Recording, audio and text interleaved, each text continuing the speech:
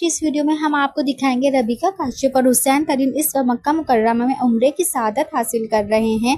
लेकिन जहां उम्रे जैसी इबादत पर सबको खुशी होनी चाहिए थी, वहीं सोशल मीडिया पर एक नई बहस छिड़ गई है।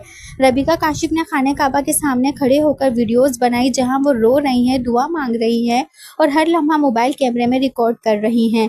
इन वीडियोस पर फैंस की जानिब से काफ़ी सख्त रद्द-ए-अमल आया। लोगों का कहना है कि वाकई ये इबादत है या सिर्फ यूट्यूब और इंस्टाग्राम के लिए कंटेंट। कुछ ने तो यहाँ तक कह दिया कि सऊदी अरब सिर्फ व्लॉग बनाने के लिए ही गई हैं।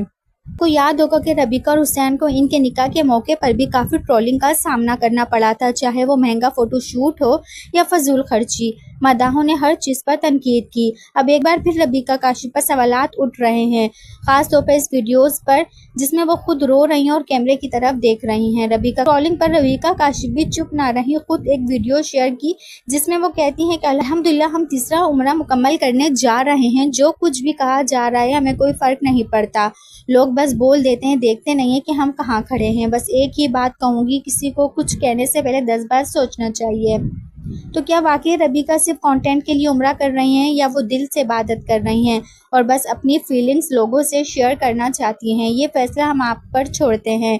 इनकी तमाम वीडियोस आपको हमारे चैनल पर देखने को मिलेंगी। वीडियोस को लाइक ज़रूर करें और कमेंट्स करके बताएं कि आप इस बारे में क्या सोचते हैं। चैनल को सब्सक्राइब ज़रूर कीजिएगा ताकि हमारी आने वाली हर वीडियो आप तक आसानी से पहुँच सके। मिलते हैं अगली वीडियो में। सारा ख्याल रखिएगा, तब तक के लिए अल्लाह हाफिज़।